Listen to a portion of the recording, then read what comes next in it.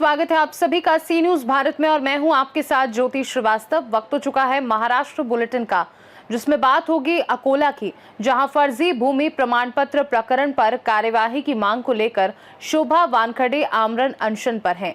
अगली खबर भी अकोला से है, जहां पातुर तालुका के माझोड़ ग्राम में अनुसूचित जनजाति के किसान प्रमोद सोलंकी की फसल जलाने की घटना से गांव में रोष फैल गया है और पीड़ित ने दोषियों पर SC/ST अत्याचार कानून के तहत कड़ी कार्यवाही की मांग की है। ऐसी तमाम खबरों पर विस्तार से होगी चर्चा।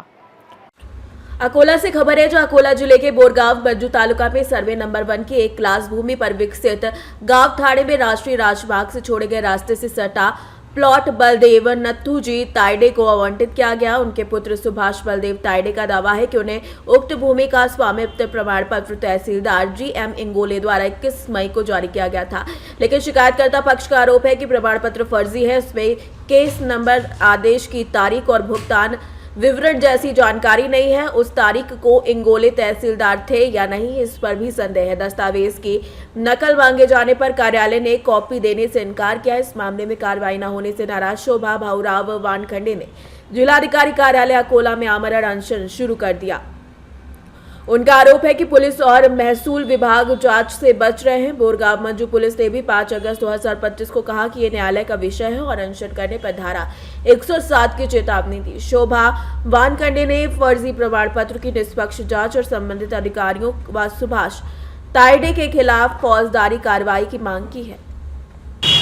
काय विषय होता आपण उपोषणाला बसले इथे? पहिल्यांदा तो सार्वजनिक रस्ता आहे, परंतु कुठला रस्ता आहे?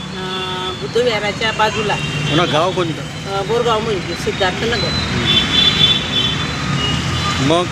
मग ते सिद्धार्थनगरची अशी भिंत आहे, सरकारी नाली आहे, तर ते नाली बुद्धविहारामधून मूर्त्यासमोरून काढून दिली आणि नंतर त्या भिंतीवरच त्यानं ते घर बांधलेलं आहे। मग आम्ही म्हणायला गेलो की बाबा हा सरकारी रस्ता आहे, परंतु त्यानं काही आमची गोष्ट ऐकली नाही।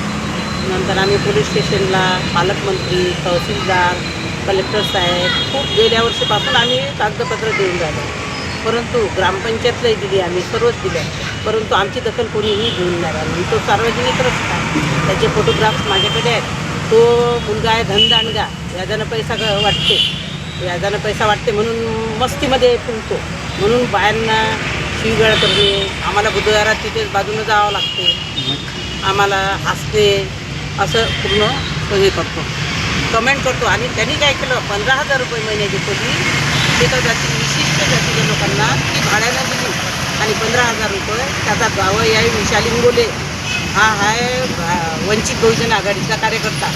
मग आम्ही गरीब लोक आमच्यावर दबाव टाकतो, तो प्रत्येक गोष्टीत कोणीही रस्त्याने गेलो तर आम्हाला पाहून मान हलवते विशाल इंगोले आणि त्याचा सासरा सुभाष बलदेव नथुजी ताइडे। आम्ही पोलीस स्टेशनमध्ये रिपोर्ट दिले, सर्व दिलं, 2 वेळा उपोषणाला बसलो। पहिल्या वेळेस कवळे साहेब म्हणत की मी तुमचं बरोबर करून देतो, म्हणत मला जे काही डॉक्युमेंट पाहिजे ते देतो। आम्ही एवढंच म्हटलं, हा भूमिस्वामी हक्क बलदेव नथुजी ताइडे यांना दिला, परंतु त्यावर पैसे भरल्याचे काही रिसिप्ट नाही, काही नाही, तो बनावट आहे अशी आम्हाला शंका येते। तर तो खरा आहे किंवा खोटा आहे, तुमच्या ऑफिसमधून गेला किंवा नाही गेला ते फक्त आम्हाला सांगा म्हटलं। तर कवळे साहेबांना, आत्राम साहेबांना आमची गोष्ट धुडकावून लावली। नंतर एवढं काही समाधानकारक उत्तर नाही दिलं त्यांनी, मग आम्हाला बोलावून घेतलं, त्याला बोलावून घेतलं आणि नंतर मग शेवटी आम्ही उपोषणाची स्टेप घेतली, कारण की आमचा या संदर्भात इथं कोणी आलं होतं का उपोषणाला? नाही, कोणीही नाही आलं। कवळे साहेब कधीच येत नाही, मागच्या वेळेस पण तलाठी झाले होते।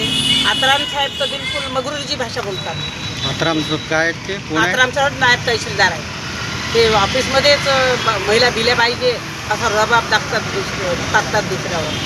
मग आम्ही चुपचाप बसून जातो तिथं, पण ते म्हणत की तुम्हाला देतो, तर आम्हाला तो न्याय नाही पाहिजे, आम्हाला हा न्याय पाहिजे। त्याच्याजवळ भूमिस्वामी हक्क जो लँड नंबर 22चा दिलेला आहे तो खरा आहे, खोटा आहे किंवा कुठून बनावट करून आणला का हे तेच सांगू शकतात, आम्ही सांगू नाही शकत, कारण की आम्ही सामान्य जनता। आणि आमचा रस्ता मोकळा करण्यात यावा। बुद्धविहारामधली रोजची 3 महापुरुषांची विटंबना होतं, महात्मा ज्योतिबा फुले, परमपूज्य डॉक्टर बाबासाहेब आंबेडकर, भगवान गौतम बुद्ध यांच्यासमोर त्यानं नाली काढून दिली संडासची। यानं घर बांधलं म्हणून ती नाली ओढली, ती त्यानं बुद्धविहारात काढून दिली। आमचं एवढंच म्हणणं आहे, ती नाली बाहेर काढण्यात यावी आणि आमचा रोजचा जाण्या येण्याचा रस्ता हा आम्हाला उठून आम्हाला तो रस्ता मोकळा करून देण्यात यावा। अकोला से सी न्यूज संवाददाता प्रवीण बाहुरवाग की रिपोर्ट। खबर अकोला से, जो पातुर तालुका के बजोड़ ग्राम में अनुसूचित जनजाति के किसान प्रमोद महादेव सोलुंके ने आरोप लगाया कि उनके गट क्रमांक 322 पर उगाई गई सोयाबीन की फसल को 14 अक्टूबर 2025 की शाम गांव के अनिल मसने, गणेश निबेंकर, मोहन काले, विलास पुंडे, रामा भाऊ पुंडे, सुनील भट्ट और गजानन लौटकर ने मिलकर आग लगा दी। सोलुंके का कहना है कि पिछले 40 वर्षों से उसी जमीन पर खेती कर रहे हैं, लेकिन पुलिस ने उनकी शिकायत में आरोपियों के नाम दर्ज करने से इनकार कर दिया। उनका आरोप है कि वे अनुसूचित जनजाति से हैं, जबकि आरोपी ऊंची जाति के हैं, इसीलिए पुलिस पक्षपात कर रही है। जमीन को लेकर पहले भी विवाद चल रहा है। आरोपी उन्हें लगातार नुकसान पहुंचा रहे हैं। सोलंके ने ST एक्ट में अत्याचार प्रतिबंध कानून के तहत निष्पक्ष जांच और दोषियों पर कड़ी कार्रवाई की मांग की है। घटना के बाद गांव में तनाव फैल गया है और दलित समाज ने चेतावनी दी कि अगर शीघ्र कार्रवाई नहीं हुई तो आंदोलन किया जाएगा। आणखी रिपोर्ट पातूरला रिपोर्ट द्यायला गेलो, त्यांनी नाव घेतले नाहीत. साधा रिपोर्ट घेतला. आमची म्हणणं आहे की अट्रॉसिटी त्यांच्यावर केस करावी. घटना ज्यावेळेस झाली त्यावेळेस तुम्ही तिथं प्रत्यक्ष होते का? आम्ही तशीच रोडवर होतो. तुम्ही तुम्ही त्यांना हे केलं नाही, आवरलं नाही का त्यांना? काही इथले जण मारायची भीती लागली, आम्ही त्यांच्याजवळ काही गेलो नाही. या संदर्भात पोलीस स्टेशनला रिपोर्ट गेला असता काय म्हणत पोलीस स्टेशन? त्याला रिपोर्ट द्यायला गेलो, द्यायला म्हटलं नाव घ्यायचं, ते म्हणत नाव घेता येत नाही. साधा रिपोर्ट घेतला आहे. कोण होते ते? विलास पुंडे, अनिल मैसने, विलास पुंडे, गजानन लवकर, रामभाऊ पुंडे, सुनील भट, मोहन काळे, गणेश निंगरेकर, असे 7 जण होते. उपोषण बसण्याला किती दिवस झाले आज? आज पहिलाच दिवस. कुणी आलं होतं का? नाही आलं नाही. कुणी नाही आलं. काय अपेक्षा आहे आपली? माझी अपेक्षा इथलीच आहे, त्याच्यावर केस अट्रॉसिटी केस करावी.